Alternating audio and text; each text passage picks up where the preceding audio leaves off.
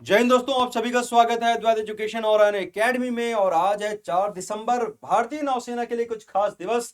तो इस खास दिवस को हम बनाने आपके लिए और कुछ खास आ चुके हैं और कुछ बताएंगे आपके लिए कि क्या था ऑपरेशन ट्राइडेंट, और साथ ही साथ ऑपरेशन पाइथन के बारे में भी।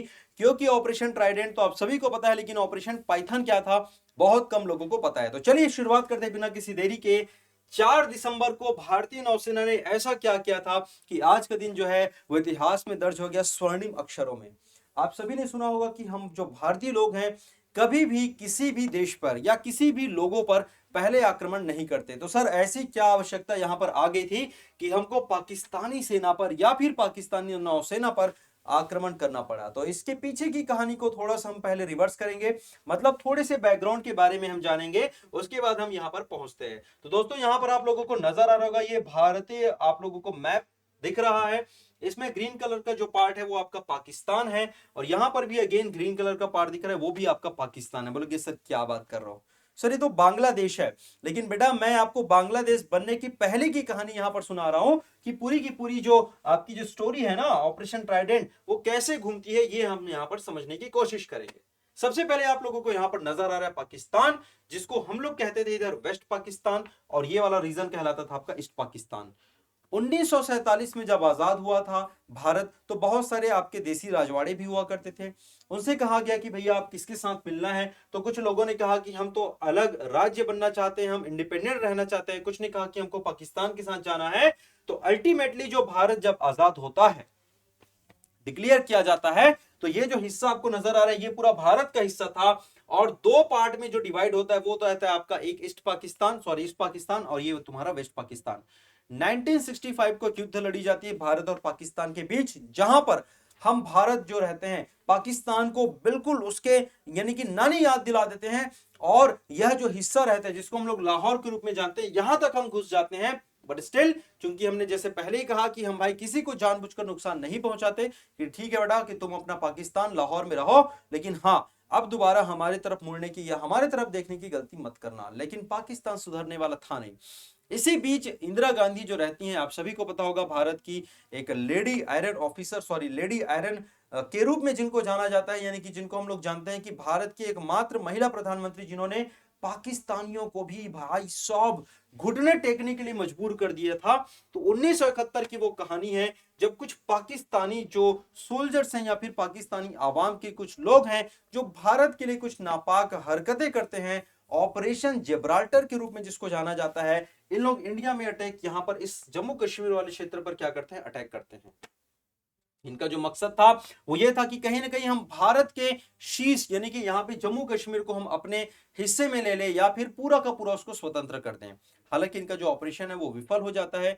इंदिरा गांधी जी को लगता है कि यार ये तो बहुत गलत हो रहा है, और इसी बीच इस ईस्ट पाकिस्तान में यानी कि बांग्लादेशियों में भी एक भावना जो है एक जागृत हो जाती है, जिसको हम लोग ने पढ़ा भी होगा सुना भी होगा, जिसको जाना जाता है शेख मुजीबुर रहमान के नेतृत्व में बांग्लादेश मुक्ति वाहिनी के रूप में। मतलब यहाँ के जो कुछ लोग थे वो लोग चाहते थे कि जो इंडिया वाला जो पार्ट, सॉरी जो आपका पाकिस्तान वाला जो पार्ट है, ईस्ट पाकिस्तान वाला पार्ट, ये स्वतंत्र देश बने। और इस प्रकार से बांग्लादेश मुक्ति वाहिनी जो है वहां पर गठित करी जाती है, जिसमें भरपूर समर्थन दिया जाता है भारतीय सरकार के द्वारा, कि भारत सरकार भी चाहती थी कि ये जो पार्ट है वो हटकर अलग हो जाए।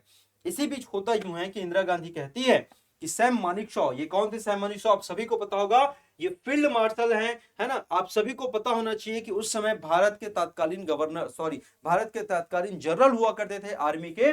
और इन्होंने इंदिरा गांधी जी के साथ एक मीटिंग करी। इंदिरा गांधी जी ने कहा कि मौनिक, हमको जो है पाकिस्तान पे अटैक करना है, ईस्टर्न पार्ट पे, ईस्टर्न इन द सेंस इस वाले पार्ट पे हमको क्या करना है, अटैक करना है। तुम डेट बताओ और अपनी आर्मी को कहो कि बस टूट पड़े। जनरल मानुषा का जवाब सुनकर आप शॉक हो जाएंगे। वो कहते हैं कि मैडम इस समय अगर हमने अटैक किया तो हमको मुंह की खानी पड़ेगी, हम पूरा का पूरा युद्ध हार जाएंगे। एक सेनापति जो कहता है कि हम पूरा का पूरा युद्ध हार जाएंगे, इंदिरा गांधी को लगता है कि इतना डिमोटिवेशन कैसे।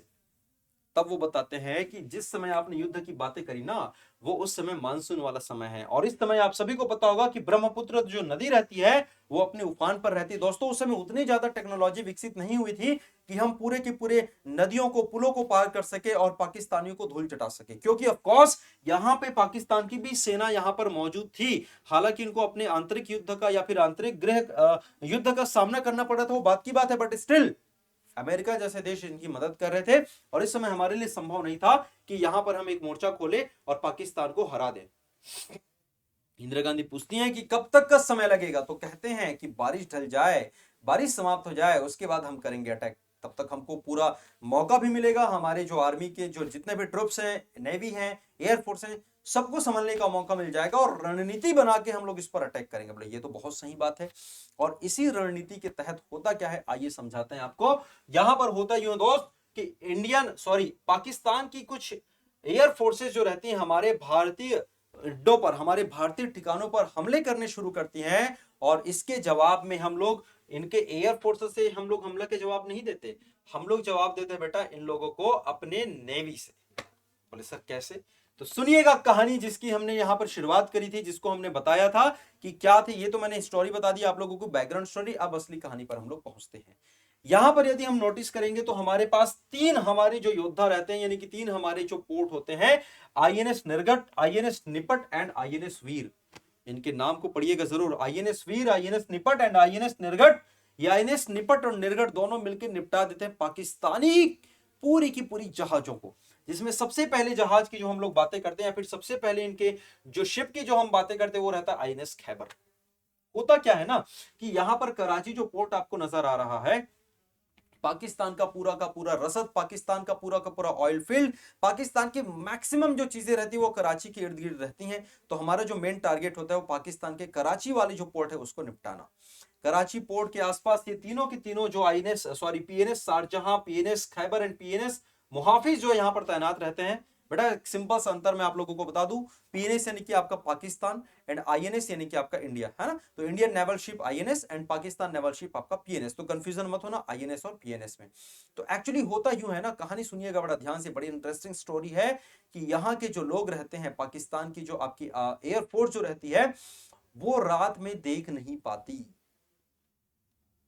नाइट इनविजिबल होता है, मतलब इन लोग रात में ये नहीं देख पाते कि कौन कहां पर मूव करे। तो आप बोलोगे सर देख नहीं पाती, लेकिन इनकी रडार सिस्टम तो रहते हैं ना। बोले बिल्कुल सही कहा आपने, इनके रडार सिस्टम भी रहते हैं जो रेंज, एक पर्टिकुलर रेंज तक यह देख पाते हैं कि हाँ जी सर, यहां से यहां तक जो है, इस रेंज तक आप कैप्चर कर पाओगे, इस रेंज तक आप सेंस कर पाओगे कि यहां पर कोई दुश्मन का जो जहाज है वो यहां पर तैनात है। लेकिन हम भी बड़े चालाक थे, हमने अपने इन जहाजों को काफी दूर रखा। रात के लगभग 10:30 बजे, जब किसी को कुछ पता नहीं था, तो हमने अपने जहाज के इन 3 बेड़ों को यहां पर भेजना शुरू किया और लगभग 40 नॉटिकल मील दूर हमने वहां पर उसको दूर रखा।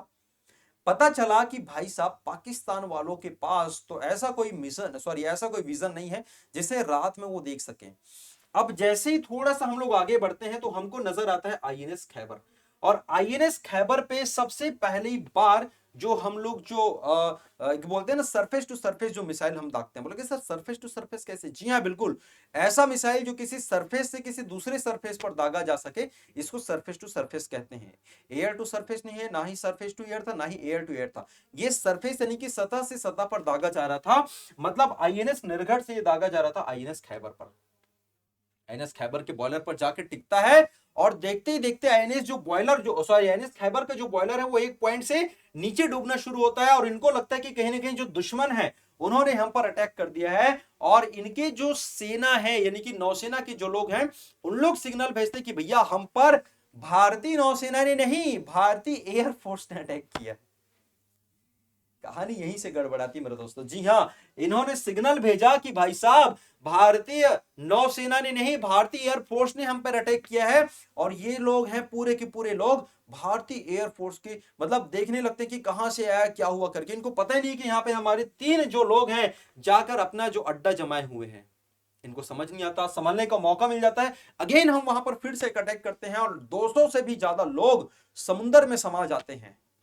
जी हाँ, बिल्कुल, ये कहानी हमने बताई आईएनएस खैबर की, जिसको निपटा दिया जाता है आईएनएस निरघट के द्वारा। इसी प्रकार से आईएनएस शाहजहां और आईएनएस मुहाफिज, यानी कि कराची पोर्ट पर लगे हुए इनके बड़े-बड़े जो पोर्ट रहते, सॉरी, बड़े-बड़े जो इनकी जो शिप रहती हैं, उनको भारतीय नौसेना के द्वारा डुबो दिया जाता है, नेस्तनाबूद कर दिया जाता है।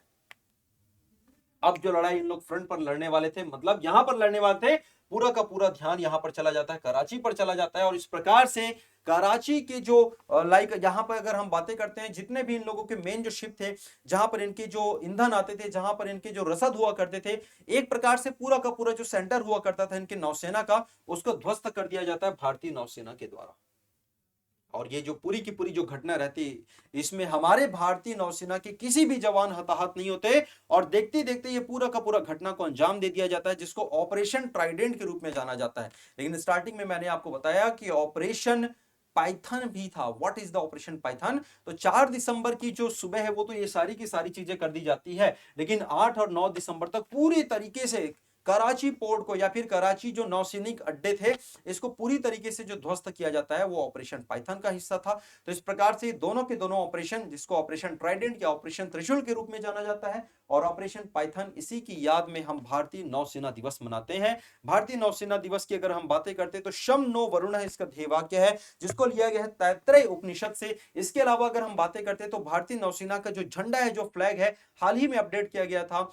कोची के जो बेस है, नेवल बेस है, वहां पर इसको अपडेट किया गया था। भारतीय नौसेना के 3 जो हमारे जो कमांड है, उसको आप लोग जरूर याद रखिएगा। एक जो कमांड है वेस्टर्न कमांड, जिसको मुंबई के रूप में जाना जाता है, सदर्न कमांड जिसको कोची के रूप में जाना जाता है, और ईस्टर्न कमांड जिसको विशाखापट्टनम के रूप में जाना जाता है। और भाई जब जिक्र हो विशाखापट्टनम का, जब जिक्र हो भारतीय नेवी का, तो आप आईएनएस विक्रांत को कैसे भूल सकते हैं? जी हां, बिल्कुल, आईएनएस विक्रांत, आईएनएस राजपूत ने महत्वपूर्ण भूमिका निभाई थी। उनके सबसे बड़े एक खोजी या फिर एक जासूसी पनडुब्बी, जिसको जाना जाता है गाजी, और इस पर एक मूवी भी आई थी।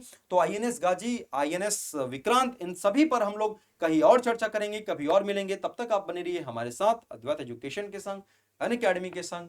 Till then take care, thank you so much, bye bye, जय हिंद।